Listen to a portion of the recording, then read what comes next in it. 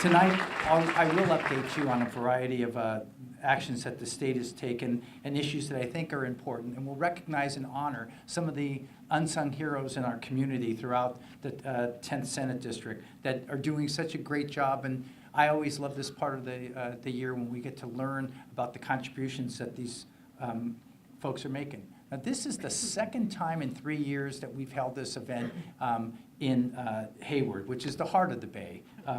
2 years ago, we were up on the hill at Cal State East Bay, and tonight we're with the Gladiators of Chabot. The students of Chabot have, they're expanding their education, learning specific skills, and increasing the opportunities that they have to begin their careers and advance their careers. My wife is here. I forgot. My wife, Sue Lemke. I'd like to acknowledge my wife, Sue Lemke. She is, for all, she's in education for all she's the program manager for the Fremont Unified School District. So she handles all the math and science programs. So she's, if you want to know about next generation science standards, she'll be here after. So as the mayor said, I'm a member of the Senate Budget and Fiscal Review Committee, and we have been expanding opportunities and keeping California fiscally sound. Keeping California fiscally sound are two of my top priorities. We expand opportunities for people by investing in education, investing in childcare, and investing in CalWorks. We're putting people to work repairing our infrastructure and funding projects that put the best scientific minds to work addressing the challenges of climate change. Now, the state budget we approved this year provides the highest investment in California history for K through 14. It increases Prop 98 funding for community colleges by $500 million compared to the year before, and the allocation of $150 million for the California Community Colleges Strong Workforce Program that partners with K through 12 and the private sector is designed to give students career technical training. We've sort of forgotten about career technical training, but we're back on board. The budget expands access to child care and other family programs and also increases CalWorks funding. We're creating jobs by directing an additional $5 billion per year into repairing our roads, repairing our highways, repairing our bridges, and our public transportation. There are more than 6,000 transportation improvement projects underway across the state that are fixing potholes, easing traffic congestion, and upgrading bridges and overpasses. This includes $715 million right here in Alameda County over the course of Senate Bill 1 in the next decade. We need to continue the Fix It First program. At a time when so many people cannot afford access to the courts, we approved $20 million in civil legal aid and increased the funding for our courts' self-help centers. Often, this is the first stop that low-income people have. This is an issue that I've long championed. I also secured approximately $500,000 to have the Office of Environmental Health and Hazard Assessments study the effect of food dyes on children. Many of our low-income children just get too much of the food dyes. The children's health organizations have called for more research and determine how these food dyes affect our children. Perhaps seeing the writing on the wall, some companies have already taken steps to remove the unnecessary dyes from their products. This study will help the state of California make more informed decisions on what children should be eating and drinking.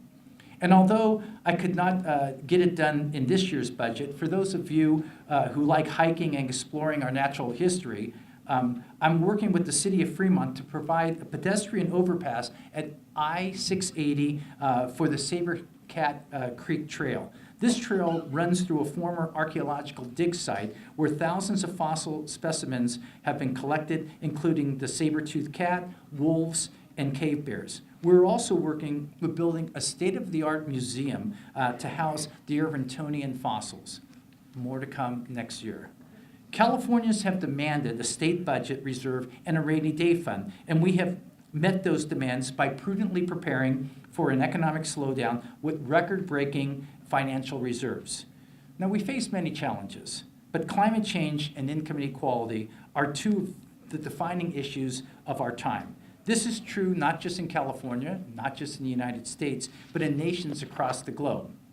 So I'm the chair of the Budget Subcommittee too, and as the mayor said, I have oversight over resources, over environmental protection, over energy, and over transportation. And I also chair the Senate Environmental Quality Committee. So I have that unique role of reviewing the climate change legislation and the cap and trade expenditures that go with that legislation as we try to shepherd the state's budget and our programs effectively.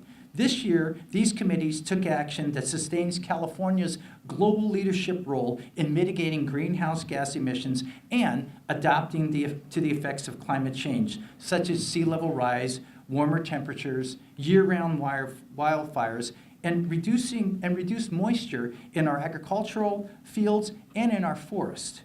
Reducing transportation-related greenhouse gases is a key part to the climate change strategy, and this budget includes $135 million to accelerate investments in the statewide network of zero-emission vehicle infrastructure. Now, people want more charging stations and the security that comes with having more charging stations. Our goal is to provide $800 million for ZEV infrastructure through the year 2025. We have currently 35 hydrogen stations in the state and more than 17,000 charging plugs. And California is by far the national leader in ZEV sales. We're moving forward with the BART expansion deeper into Santa Clara County to hopefully take more cars off the road. Now, while I would have loved to be here and be excited about the operation of 2 new BART stations in my Senate district, I'll continue to look forward to the opening of 2 new grand opening BARTs in Milpitas and the Berryessa station. In our lifetime, we're going to see BART go down to Santa Clara, loop around from San Jose, and students are going to be able to go to San Jose State, which is going to be a game changer for the community. It's a tremendous benefit for our region. Also, improving connectivity of our transportation network is vital to improving a commuter's experience. And that's why I successfully pushed for $5 million to fund the Metropolitan Transportation Commission feasibility study of a Fremont transfer station at Shin linking BART with the Altamont Commuter Express and the Capitol Corridor. It will save commuters valuable time and expand their traveling options. Now, I'm also advancing, or not me, we, the state of California, are advancing the low-carbon transportation projects. These include clean vehicle rebates that we've put some more money into, clean trucks, and very importantly, the modernization of our school bus fleets. These kids are, young lungs are exposed to pollutants, and it's just one of these things that there's no reason for that to remain. To address the threat of more wildfires, we are spending close to $1 billion on fire prevention over 5 years. We're going to be removing dead trees and doing more prescribed burns to reduce the fuel that contributes to these horrific fires. We are purchasing new CAL FIRE helicopters and getting rid of the older ones. We got these helicopters from the Army after the Vietnam War. So we got them for free. We've had them. And these new helicopters are, it's like Black Hawk Down or whatever. They're going to be able to fly during the night. And that's, our firefighters, when nighttime comes, they have to stop with the air portion of it. So it's going to be a more aggressive stance. Another significant problem that we have with climate change is sea level rise. Now, I was able to secure $20 million in this first year of funding with the Prop 68 bond funds for wetland restoration in the San Francisco Bay. We all know our bay's a wonderful natural resources, and sea level rise threatens to flood much of our shoreline if we do not do something to adapt to this phenomena. At the Governor's Global Climate Action Summit in San Francisco, I spoke about several innovative climate adaptation projects to improve air quality, cut the emissions used to move, treat, and deliver water, and to construct climate smart buildings. One organization is Resilience by Design.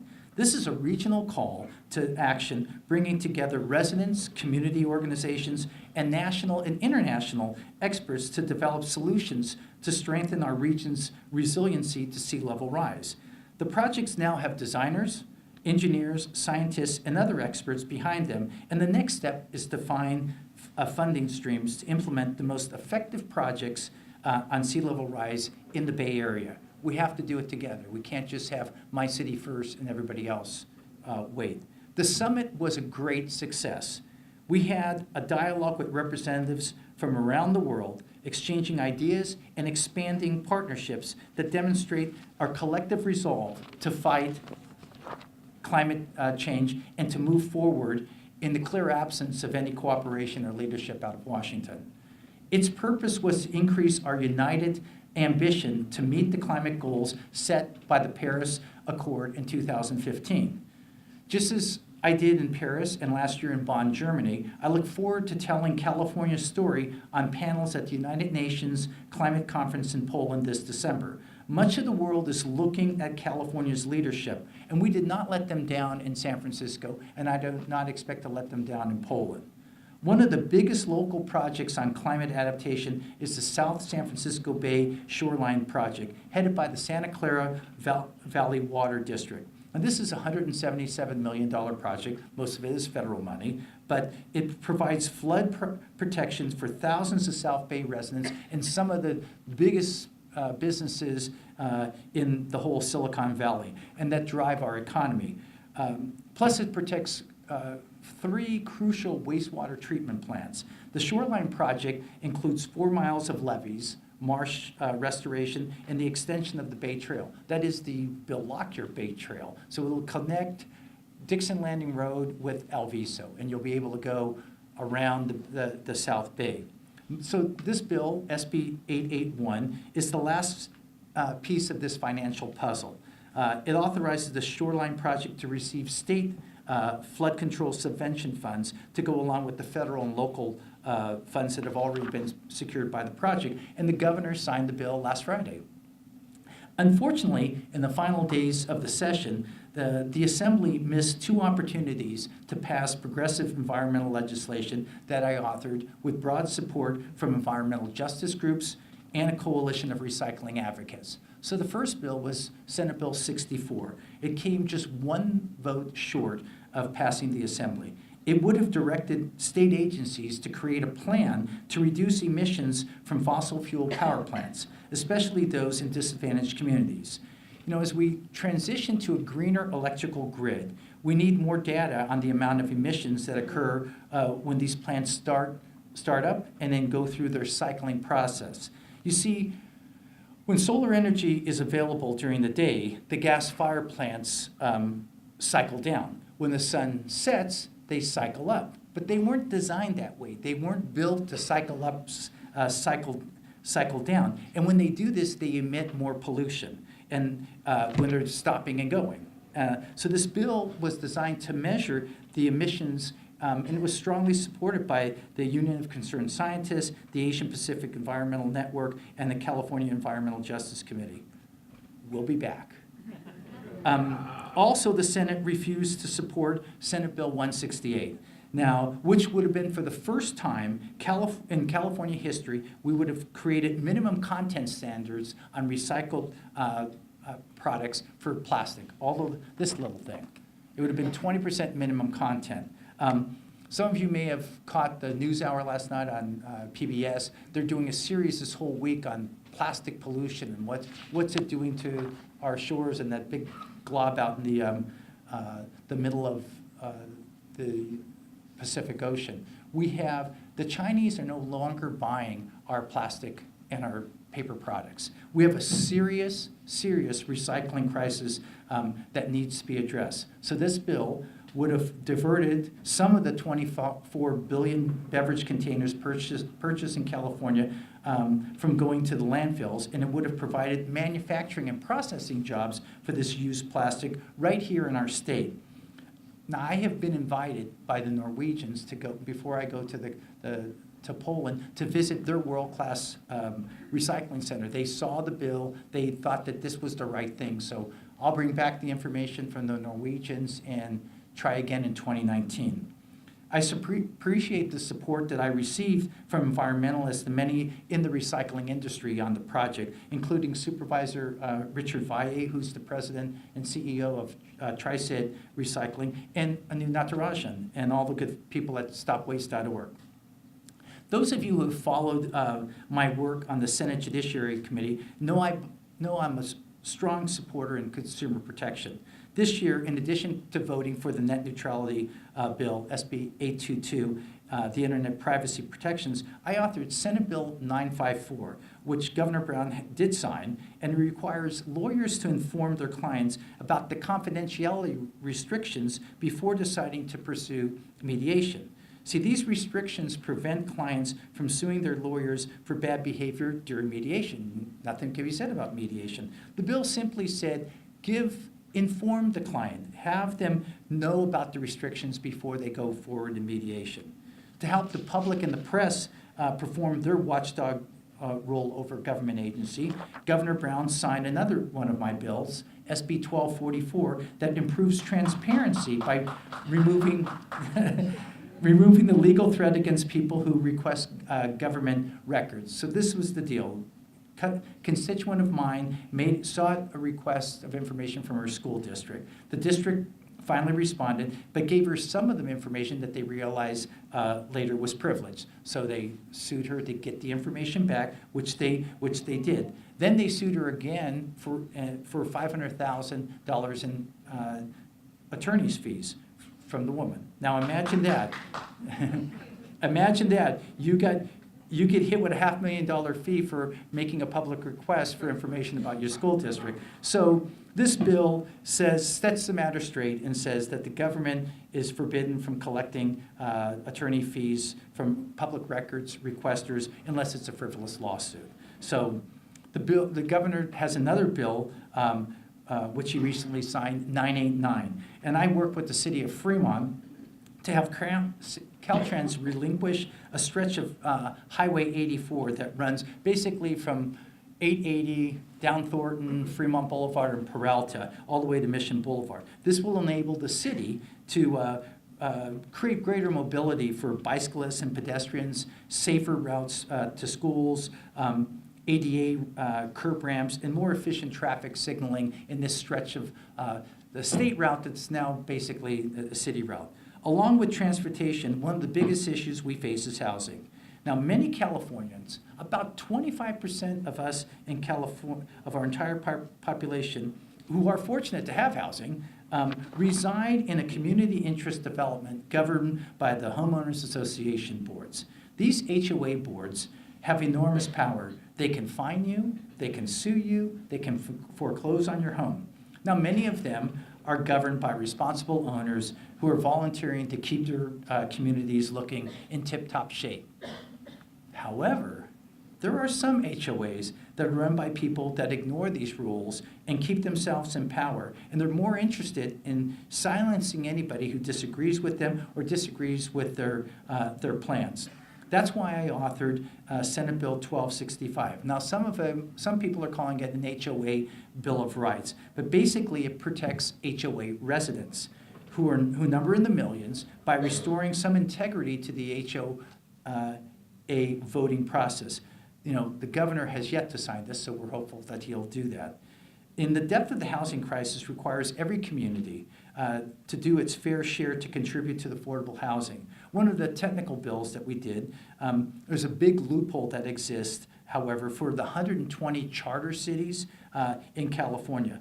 Now, they can secure approval of their city's housing element and then turn around and approve a specific plan that eliminates the lower income housing. And this was a court ruling that came out last year that said charter cities have the right to do that. So I work with affordable housing advocates, and Senate Bill 1333 says, no, all the cities are going to follow the same law. There's no more exemption when it comes to affordable housing crisis, and this bill is waiting for the governor's signature. You're welcome. Now, Imagine if we had a way to create more affordable housing in our communities to allow teachers, grandparents, college students, and working class people to live in the Bay Area without requiring millions of dollars in development subsidies. We could do so many, provide so many people with a roof over their head. Well, of course, there is a way by allowing homeowners to build accessory dwelling units. Now, 3 years ago, I worked with a large coalition of affordable housing advocates, the Bay Area Council, AARP, small and large businesses, and planners, architects, and academics. And we created a buzz. There is a buzz about ADUs. We didn't call them ADUs. We called them second units and granny flats. So people know about it, but they really don't know what they can do. So the last 2 years, we passed the bills, and the results are outstanding. ADU permits applications increased 63% in the state of California. And in some jurisdictions, that number is well over 300%. Cities like Fremont, San Jose, San Francisco, and Los Angeles are increasing opportunities for their residents to build ADUs by reducing burdensome requirements and lowering or eliminating fees. I've spoken at ADU workshops in Santa Barbara, San Diego, and around the South Bay in front of government, business, and homeowners who are interested in increasing ADUs. So this year I introduced SB 831, which would eliminate excessive fees, provide for an amnesty program for unpermitted units that exist, that we all know somebody who bootlegs something down the street, and get them in compliance, and also to increase the state housing and community development's oversight for local ordinances. Now, just in the greater Los Angeles area alone, there are an estimated 300,000 unpermitted units. These are units that are unaccounted for by fire departments, water, and sewer districts. Eliminating exorbitant impact fees will ensure the safe construction of ADUs and allow these units to be legally recognized and, if necessary, brought up to code. We need to be smart about this.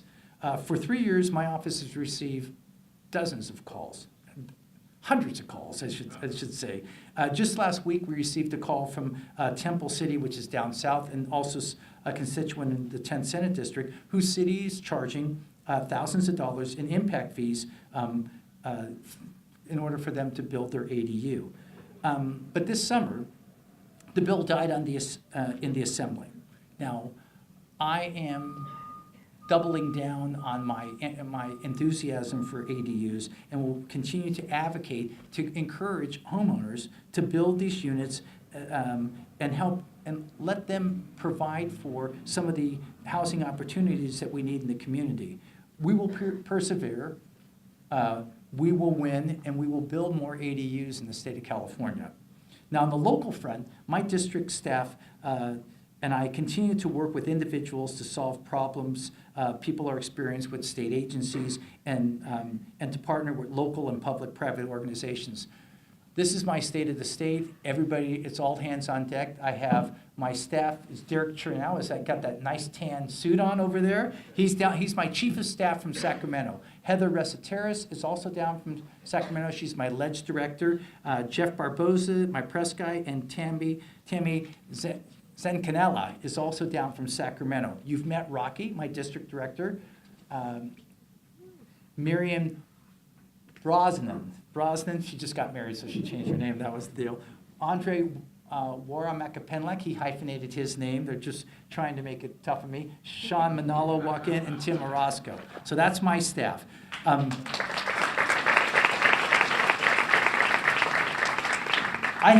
I continue to have face-to-face conversation with local business owners about their enterprises, the products they are manufacturing, and the services they are providing. I tour companies in all the cities in the 10th Senate District on a routine basis and enjoy the dialogue that I have with this group. Our region is booming, and we want to keep the growth and the energy going. I hold several local events with chamber and business organizations such as the Yelp workshop to help small business owners understand that people don't use the Yellow Pages anymore. They're on Yelp, so sort of that thing. Help their companies respond to customer feedback. Whether it's financial planning forums, workshops to receive state GoBiz funds, or partnering with my Assembly colleagues Bill Quirk or Canson chew on the senior scam stoppers, these events provide information that's beneficial and helpful for those who are in attendance. Recognizing that our region is made stronger and more vibrant by the people who give of themselves and help others, we constantly honor these community leaders through a number of my leadership award ceremonies. In fact, on Thursday, October 11th, from 3 to 5, just over at the Castro Valley Library, I'll be holding my Latino Heritage Leadership Awards. And I hope some of you can come and help us honor some great people in the Latino Heritage group. This year, I collaborated with a number in our community for community cleanup, parades, opening of new fields, honoring veterans, and celebrating anniversaries. My friends, we face many enduring challenges that are not going to be solved immediately, but I'm heartened by the leadership I see every day in the 10th Senate District region. It's an easy district to represent, as Alan Corbett will say. It's sort of runs itself, right? I know we have many talented people in and out of government service who give so much of their time to make a difference in the place that we all call home. I'm grateful for the opportunity to work alongside all of you to represent this innovative district in our state capital. I want to thank you for your support that you've given me through the years, and I'm energized and I look forward to building on these achievements in the next session in the state legislature and the next 4 more years. With that, let's get on with the program.